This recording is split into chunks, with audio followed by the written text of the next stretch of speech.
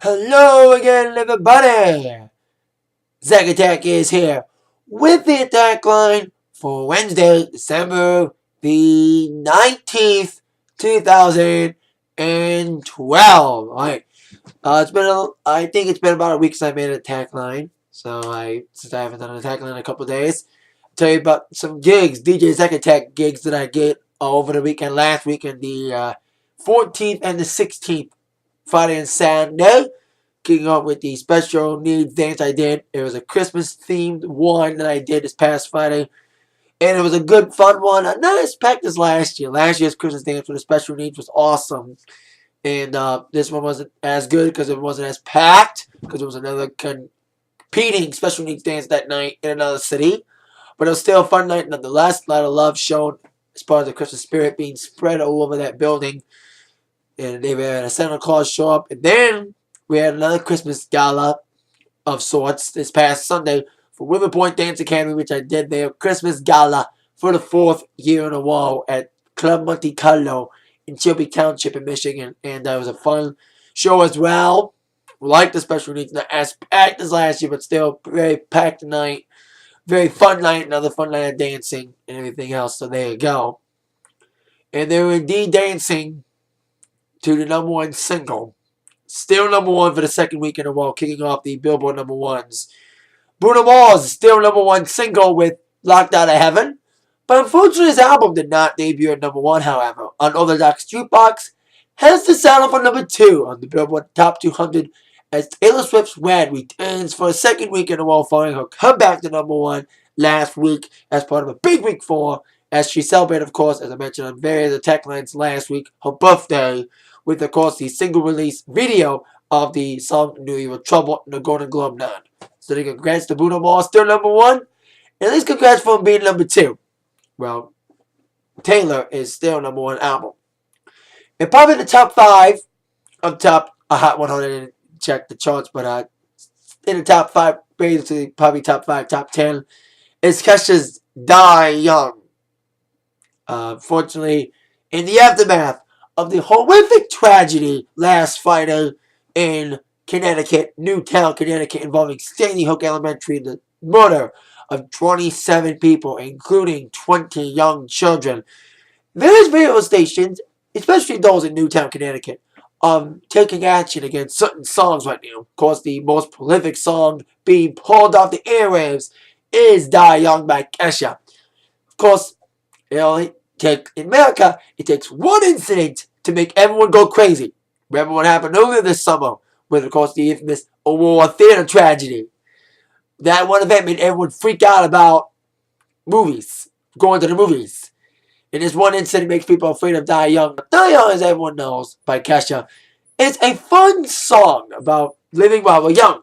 Let's make the most of the night like we're going to die young. But unfortunately, a lot of people are very insensitive on those two words.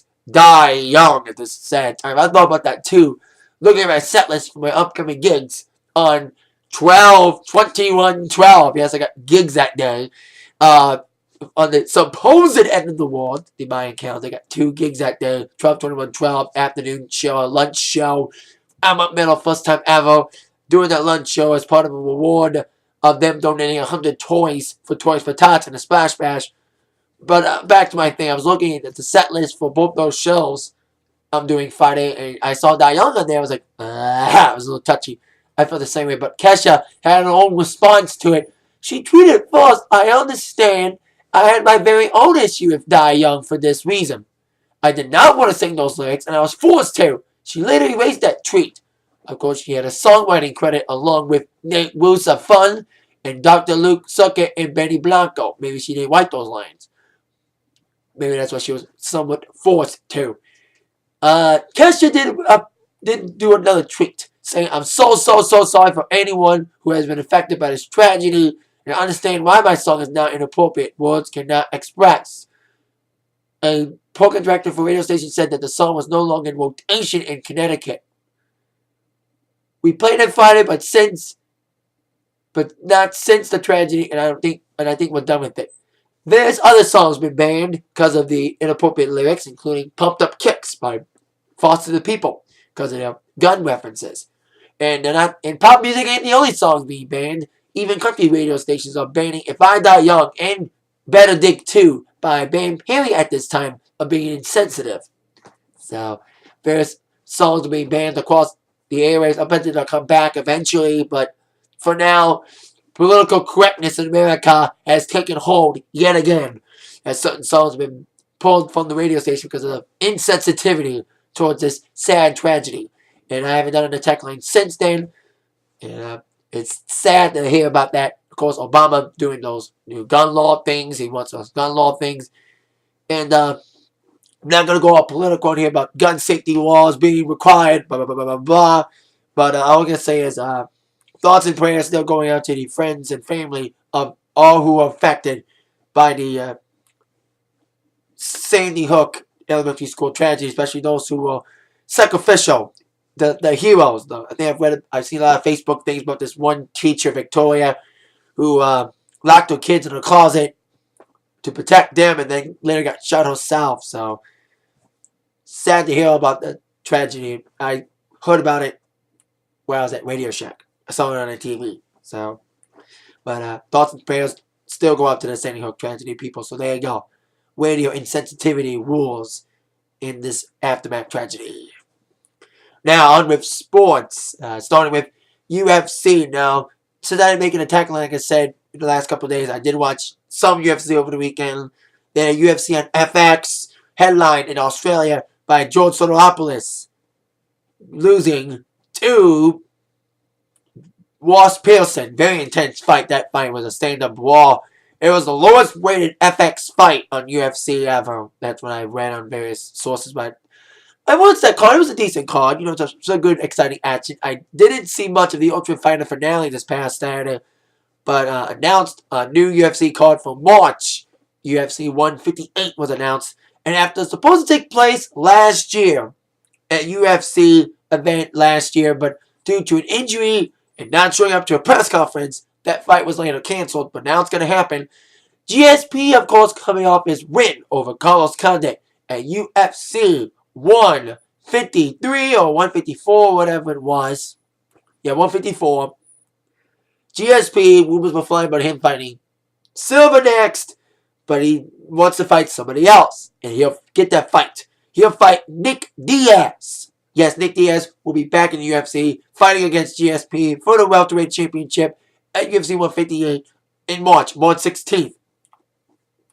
Unfortunately, I'll miss that show. I already have 2 gigs booked for that day, so I have to miss that fight. Of course, it'll be the day before St. Patrick's Day.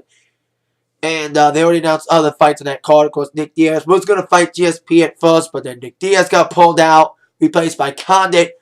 Then GSP got injured. That led, of course, to the Nick Diaz Carlos Condit fight, where Condit won.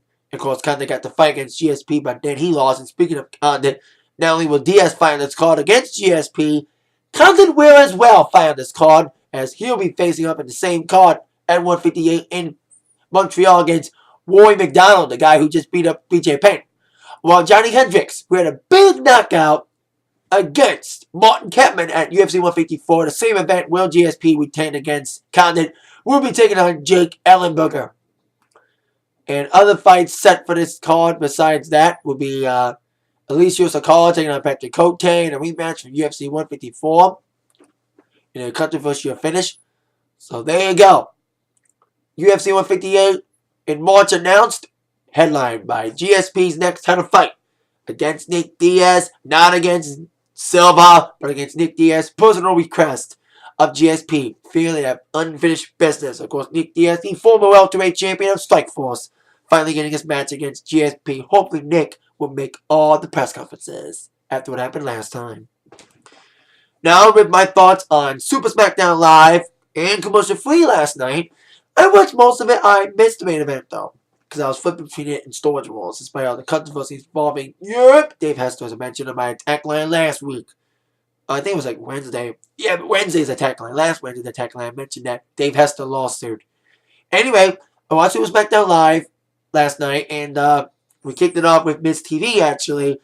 With AJ as a special guest, along with her new client, or friend as she calls him, Biggie Langston, who of course debuted on Monday, beating the crap out of John Cena. And AJ basically said she did what she did to John Cena because John Cena allegedly broke her heart by not taking any of her romantic advantages.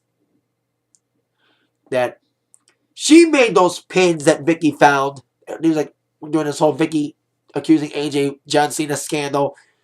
AJ made John these buttons that John thought Vicky made them, and so AJ claimed that John Cena broke her heart. Blah blah blah blah blah blah blah. That's what she did. What she did to Cena, and Biggie Langston beat the crap out of Miz as well to kick off Miz TV on SmackDown. To our next match, which was Sin Cara taking on Cody Rhodes. Rey Mysterio did not come out. We find out why. Decent matchup between Sin Cara and Cody Rhodes, which ended by disqualification, I think, as the Shield came out. We found out that the Shield attacked Rey Mysterio. Basically, they went out Rey Mysterio and Sin Cara at once. Because they're both facing injuries. I read about this, but Sin Cara not making it to WrestleMania to fight Rey Mysterio again because he wants to take some time off. Well, they went off both Rey Mysterio and Sin Cara by getting him attacked by the Shield last night. Where we didn't see Rey Mysterio's attack. It was off camera, but we did see Sin Cara's attack on camera. They beat the crap out of Sin Cara, focusing on his leg. Of course, he's been saying he's been having leg injuries there. Other matches on this, including Caitlyn and Eve for the Divas Championship, with Eve retaining by disqualification, with Caitlyn winning the match by DQ after getting attacked by AJ backstage prior to the match. And we also saw Santino Marella. He took on Tenzai in a quickie match, kind of a silly matchup. After revenge, after Tenzai got made fun of at the Slammies by Santino. Santino got the victory. Despite having a Cobra blocked, he did end up getting the Cobra after all. But indeed, he did get I think he did get the victory. I gotta remember. I think he did. He got a roll up, I think. After attempting the Cobra, got hit on his hand hit the hard head of Tenzai, aka Albert. But I think Santino got the roll up in the victory anyway. But anyway, and I mentioned the Shield attacked Mysterio and Sin Cara. Well, Shield was on the loose throughout the evening. Later on, we saw Brad Maddox again try to get an opportunity for a WWE contract by getting his ass whipped by Brodus Clay. And the Shield attacking him later. After the match, Brodus Clay after the matchup. Punk, Shield, Cahoots. You never know. Speaking of Punk, get to Punk in a moment. But also we had a 6-man tag involving Team Hell No teaming up with Kofi Kingston against Wade Barrett and the Primetime Players. Great 6-man tag. Very exciting matchup, which ended with Kane getting a choke slam on Darren Young and a 1-2-3 victory for Team Hell No and Kofi Kingston. Of course, Daniel Bryan still jazz up Kofi for Kofi reading a slammy, and Daniel Bryan didn't. Other things happened, including, of course, the main event. John Cena teaming up with Sheamus against Big Show and Dolph Ziggler. I did not see that main event. Sorry, but stuff like that. But anyway, I didn't see a main event, but I read the results that John Cena did get his butt whipped again by B.A. Langston, causing a disqualification in the matchup after attempting the FU on Ziggler yet again, like he did on Monday. And there go another matchup besides the main event was Ryback beating the crap out of Antonio Cesaro. Rematch from Raw. That's why I stopped watching it after the Ryback Cesaro match. And speaking of Ryback, it's now official. Ryback will get a shot against CM Punk for the WWE Championship eventually. They revealed the date and the stipulation. Now, as we all know, Punk was set to defend this title against Ryback at TLC in a TLC match for the WWE Championship. But as we all know, the story: Punk emergency knee surgery, match postponed or at least canceled for this time. But now it's now rescheduled. Ryback challenged Punk to a match, and the challenge was accepted last night. Now there was many rumors about when the match was going to take place. They said the match was going to happen. Some said the match was going to take place during New Year's Eve Raw. Some would say the Raw honoring the 20th anniversary. But the first Raw of 2013, January 7th, will be the time and the place for CM Punk to defend his title against Ryback eventually. Finally, it'll happen. In the match, it was going to be a TLC match. So there will be a TLC match after all between Punk and Ryback, but at Raw on January the 7th. So there you go. That match has been made. Last night at Super Smack Down Live. WWE Week on USA continues tonight with tribute to the troops. Tonight, 9, I think, on USA Network. Of course, no Modern Family still tonight. Modern Family still on hiatus until midway towards January. I mentioned that last week. Yeah, that is it. My attack line for today. See you all later. With that in mind, you all been attacked by the news from Zach. Thank you very much. Hope everyone's getting ready for the holidays. Christmas is almost here. Cannot believe it. Happy holidays, everybody. Have a good time shopping if you haven't done shopping yet. Like I said, almost time. See you later. Thank you for watching. Yes. Yeah.